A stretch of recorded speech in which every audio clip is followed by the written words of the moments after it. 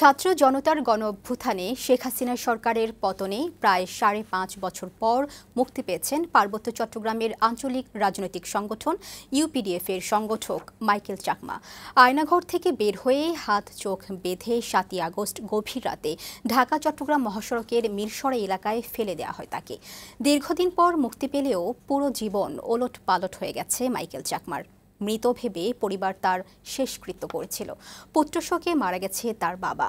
৫.৫ বছরের বন্দি জীবনের আতঙ্ক এখনও তাড়া করে ফিরছে মাইকেলকে। বিস্তারিত জানাচ্ছেন ফাহিম মুনায়েম। একটু শ্বাস নিয়ে বেশি থাকা, আর অন্য কিছু না। নো ইনফরমেশন, নো লাইট, আর কোনো আলো বাতাস, একদম কিছু নাই। মানে গুহার মতো জায়গাটা, একদম খবরের মতো। এটা তো মৃত্যুর মতো। ই যেন কবর থেকে ফিরে আসা।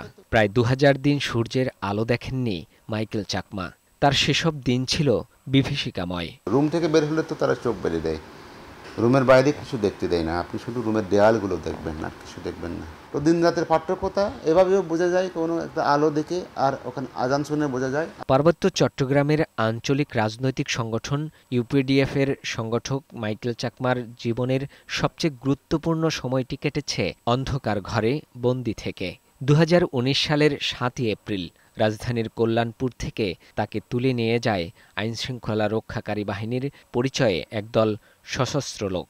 ৫ থেকে ৭ জনের একটা তাদের হবে মনে করছিলাম আমি তখন কাউন্ট করে নিই ওদেরকে। তো গেটে ঢোকার সাথে সাথে তারা আমার নাম ধরে ডাকলো।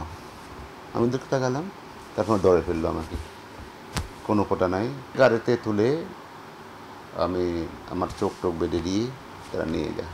প্রথমে মনে করছিলাম আমি এটা থানা হবে। ভিতরে যেহেতু লক আপ ছিল, ছোটো ছোটো ৩টা লক আপ ছিল, ৭ ফিট বা ১১ ফিটের মতো। ভিতরে একটা টয়লেট আছে। ওখান থেকে আমাকে আরও অন্য একটা জায়গায় ট্রান্সফার করে নিয়ে যায়। ওখানেই ছিলাম আমি এই ৫ বছর। চরম অমানবিকটা পরিবেশ। এটা না আপনার জেল, না আপনার যে কি বলে মানুষের মতো জীবনযাপন করার একটা জায়গা। কিন্তু এটা দেখে বলা যাবে না এটা জেলের সিস্টেম তো এরকম না। প্রায় ৫.৫ বছর রাখা হয় অন্ধকার প্রকোষ্ঠে, যেটা পরে কুখ্যাত গোপন বন্দিশালা আয়নাঘর নামে পরিচিতি পায়। আয়নাঘরের নির্মমতা কেড়ে নিয়েছে তার চোখের স্বাভাবিক দৃষ্টিশক্তি। হাঁটতে গেলে ব্যালেন্স রাখতে পারতাম না। ওখানে ছোটো জায়গায় হাঁটাহাঁটি করে দেয়, সেটা একটা আলাদা। যখন আমি এখানে সাধারণ লোকের মতো করে সাথে হাঁটছিলাম, তখন তাদের সাথে তাল মেলাতে পারছিলাম না। আমি হাঁটার সময় আমার এরকম করে একটু ব্যালেন্সটা ফেলে তুলে পড়তাম। এটা কয়েকদিন হাঁটার পর এটা আমার আস্তে আস্তে করে স্বাভাবিক হয়। তারপরে শোকের সমস্যাটা একটু অনেক বেশি। যাওয়ার আগে তো আমার স্বাভাবিক ছিল সব কিছু। তো এখন তো চশমা ছাড়া তেমন একটা কাজ করতে পারি না। মানে অনেক বড় সমস্যা হয়ে গেছে চোখেরও। তারপরে আমার ঠিকমতো ঘুম টুম যেতে পারি না। শব্দ একটা শুনলে হঠাৎ করে ওই তেমন কথা মনে পড়ে। রাতে প্রচুর পরিমাণ তারা কষ্ট দিত, ঘুমাতে দিত না তেমন একটা। সবসময় দরজা বাড়ি মারতো, এদিন টুংটাং আওয়াজ করতো, ফ্যানের শব্দ। আমার একটু শব্দ শুনলেও ওই কথা মনে পড়ে। আমার কানে যেন আর একটু কীরকম মানে ইকো, মানে সবসময় এটা ইয়ে করতো রাতে। এখন ৩ ঘন্টা ৪ ঘন্টা ঘুমাতে পারলে আমি নিজেকে এখন স্বাভাবিক মনে করি। খুব বড় যে ২ ঘন্টা, ২.৫ ঘন্টা, ৩ ঘন্টাও ঘুমাতে পারি না আমি। মাইকেল জানান, ৫ই আগস্টের ছাত্র জনতার অভ্যুত্থানের কোনো খবর তার জানা ছিল না। ৭ই আগস্ট গভীর রাতে তার হাত পা বেঁধে ফেলে দেওয়া হয় নির্জন জঙ্গলে। ঢাকা চট্টগ্রাম মেন রোড থেকে খাগড়াছড়ি যে রাস্তাটা গিয়েছে রামগড় হয়ে, ওই রোড থেকে ১২ কিলোমিটার ভিতরে নিয়ে একটা বন বিভাগের সেগুন বাগান আছে, ওই নির্জন সেগুন বাগানে নিয়ে গিয়ে ওখানে রেখে আছে আমাকে। ৩.৫ মাস আগে আরেকটা জায়গা থেকে আনা হয়েছিল আমার ওখানে। ভেবেছিলাম হয়তো আজকে ওই জায়গায় নিয়ে যাবে। আরও আমি কিছু বলিনি, আমি এই জন্য জিজ্ঞাসা করি। আমি তো চিন্তাই করতে পারতাম না যে আমাকে তারা ছেড়ে দেবে। এই চিন্তা আমার মাথায় আসেনি। অন্তত জানতাম না কিছু দেশের অবস্থা কী হয়েছে না হয়েছে, কোনো খবর টবর। আমার তো লুঙ্গি পরা ছিলাম আমি, ওরা যা দিয়েছে ওরা। আমার তো ব্যাগ ট্যাগ, ফ্যান, আমার মোবাইল ফোন, আমার যা ছিল কিছু আমাকে ফেরত দেওয়া হয়নি। ওদের কাপড় চোপড় নিয়ে আমাকে আসতে হলো।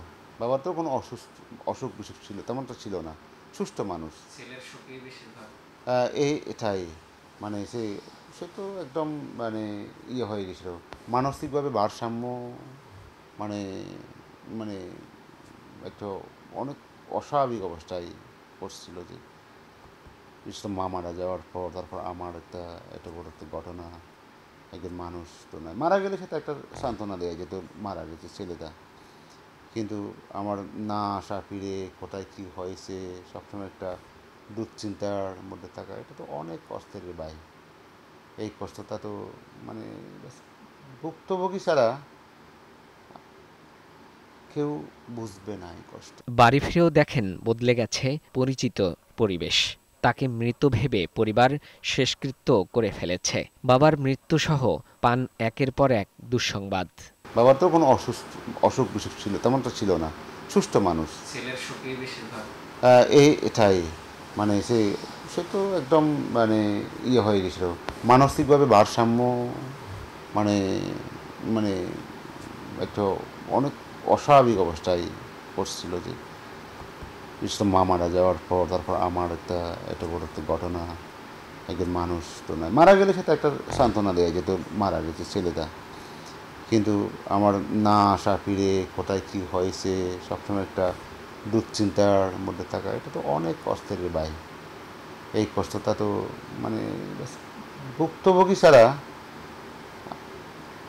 কেউ বুঝবে না এই কষ্ট। মানুষ স্বাভাবিকভাবে কারো মৃত্যু হলে আর কেউ ফিরে আসে না, কিন্তু এই যে একজন যার আশা ছেড়ে দিয়ে তারা শেষকৃত্য করে দিল, সেই লোকটা ফিরে আসলো, আপনি চিন্তা করেন কী অবস্থা।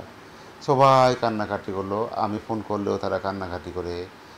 আমি যার সাথে দেখা হয় তাদের সাথে আমি ভিডিও কলে কথা বলেছি, কথা বলতে শুধু কান্নাকাটি করে, মানে ওরা আমাকে দেখেও তারা চোখের পানি রাখতে পারে না, একদম কান্নাকাটি করতো। আমি বলতাম বন্দিদশার দুঃসহ স্মৃতি তাড়িয়ে বেড়ায় মাইকেলকে। আর কেউ যেন এমন নির্মম গুমের শিকার না হয় তারও আকুতি জানিয়েছেন মাইকেল। এভাবেই যেন আর কোনো লোকের এই আমার মতো কষ্ট ভোগ করতে না হয়। তো এই জন্য এই যে সিস্টেমটা যেটা আসে এটা বন্ধ করতে হবে, এখানে অবৈধ কারাগার যেটা আছে এগুলো সব ভেঙে দিতে হবে। মানবাধিকার সংগঠন অধিকারের পরিসংখ্যান বলছে, আওয়ামী লীগ সরকারের শাসনামলে বিচার বহির্ভূত হত্যাকাণ্ডের শিকার হয়েছেন ২৬৯৯ জন। এ সময় গুম হন ৬৭৭ জন। অনেক কষ্ট করে। ফাহিম মুনাইম, বৈশাখী সংবাদ, ঢাকা।